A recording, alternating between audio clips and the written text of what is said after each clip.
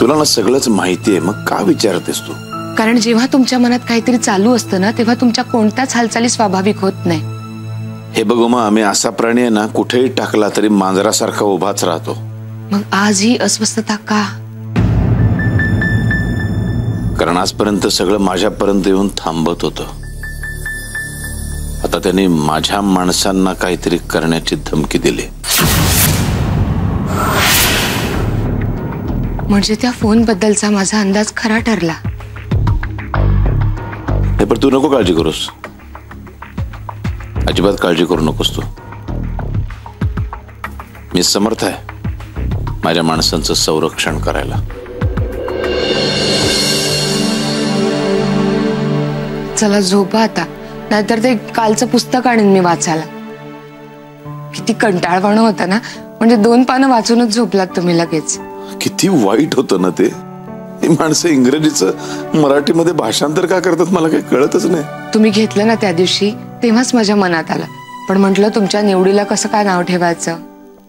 अच्छा, पुढच्या वेळेला कुठलंही पुस्तक घेण्यापूर्वी मी तुला विचारत जाईल.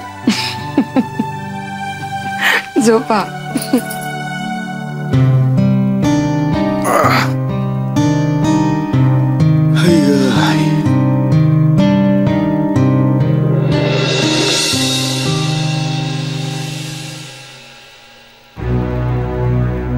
विषय बदलल्यानंतर थोडी तरी काळजी कमी झाली तुमच्या चेहऱ्यावरची. मला माहितीये, मुलांना उचकी जरी लागली तरी अस्वस्थ होता तुम्ही. तुला काय वाटलं, विषय बदलला की काळजी कमी होईल माझी? कसं शक्य आहे ते?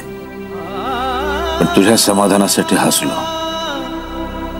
अगं नुसती उचकी लागली मुलांना तरी अस्वस्थ होतो मी. त्यांना काय माहिती, साधं खरचटलं तरी काय करीन मी त्यांचं.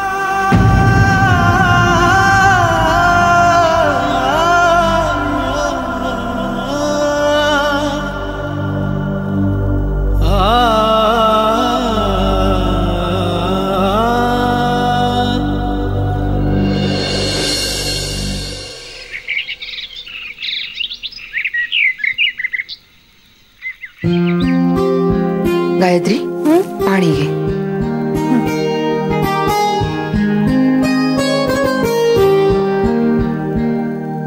सांभाळून जा आणि मधून एखादा फोन कर. हो.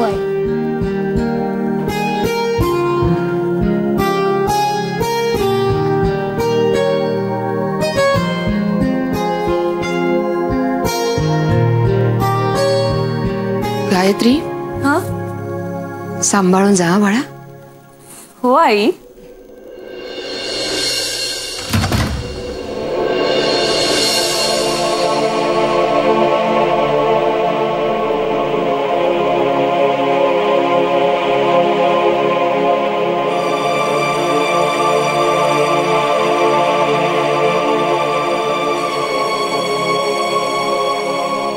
आई, तुला काही बोलायचंय का माझ्याशी?